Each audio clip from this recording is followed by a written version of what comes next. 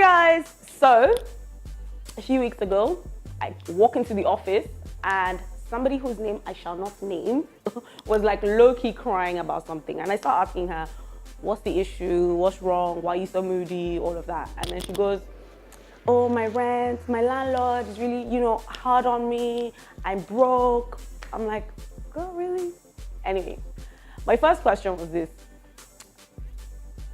How much is your rent? How long have you been living there for? She said 2 years. I was like, so this thing it was not a surprise. It's not like he increased the rent or, something happened. For 2 years, you've known this is how much my rent is and I'm going to have to pay it in September, right? Anyway, not to judge because we've all been there, including me, but I want to share 3 ways or 3 tips on how to make better rental decisions. Because we make so many mistakes when it comes to this stuff. And rent is a huge chunk of a lot of people's salaries. In fact, sometimes it might be the most expensive thing, or most times it's the most expensive thing you probably spend on every year. Okay, so number 1, your rent should not exceed 30% of your total income. I know we live in Lagos, rent is expensive. It's expensive, I get it. But we shouldn't be spending more than 30% of our total income on rent. Because what happens is most people in Nigeria, or Lagos in particular, are cost burdened, which means they spend way more than 30% of their income on rent. Maybe say if you're spending 50-60%, it means you're going to be stretching your income so far and it's always going to be a struggle, to get there. So even if you go above the 30% and you go to like 35-40%, it means you're going to have to make sacrifices in other areas. So maybe you can't drive the car that you'd like to drive, or you can't eat so fancy every month.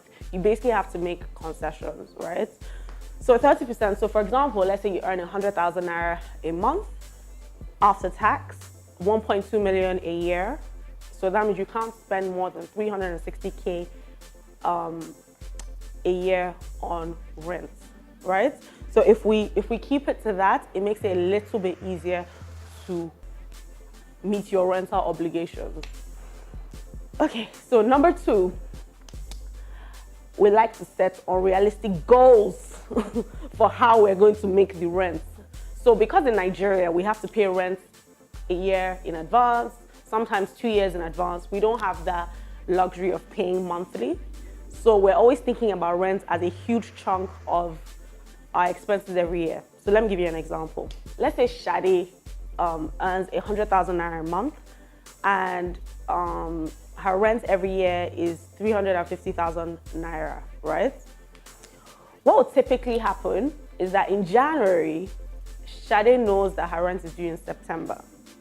But as opposed to breaking it up into little chunks over maybe a 9 to 10 month period, she's probably going to be thinking something along these lines. Well, I earn 100K, so it will only take me 3 months to pay my rent, or 3 months plus to pay my rent. So I'll start saving from like May, June, right? But what Shade forgets is that in May, June, things can come up. First of all, you have other living expenses. Second of all, what if your car breaks down? What if your mother in the village is sick?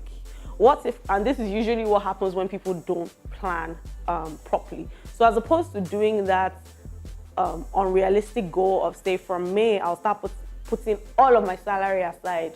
Girl, you still have to get to work. You need to buy food, you need to pay for transportation and all the other bills, right? Those things are not going to magically go away. How many people have been there? Because I know that there are lots of people that can relate to this. Instead of saving it in little chunks. But for example, if she had said, okay, do you know what?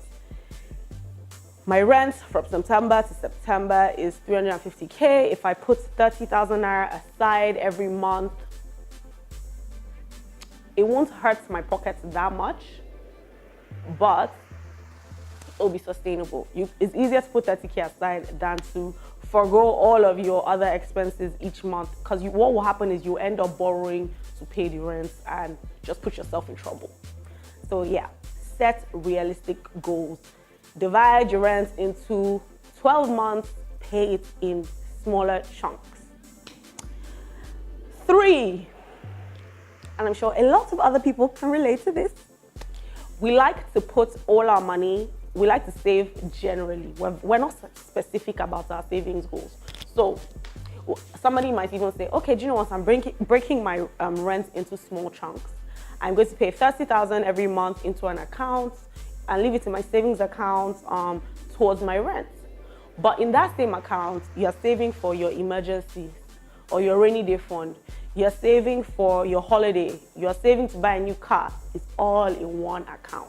So what happens is when an emergency comes, is that account you're taking money from. When this, your mother calls, is that account you're taking money for. You have to pay for, I don't know, the business that you had as a Zai. You're taking money from that account. So it's harder to track and it's harder to stay disciplined. So it's easier if you have separate accounts for your different goals. So for example, your rent, you know that no matter what, come rain, come shine, you must pay your rent. So have a different account for your rent. Put the 30K there every single month. Let it be an account that most likely you don't have access to. So there's no ATM card, there's no checkbook, there's no online transfer. So you can stay true to your goal. And you know that account is for rent. If anything else comes, I can't touch it no matter what. Otherwise I'll be in trouble, right? So I hope that helped. I'd like to hear your feedback about this episode of the vlog. Share your experiences, paying rent in Lagos, Abuja, or wherever.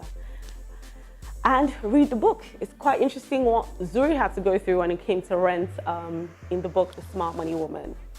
There'll be a link below to tell you where you can buy the book if you've not had the privilege of reading it. If you enjoyed this episode, I look forward to hearing your comments and hearing your feedback. Bye.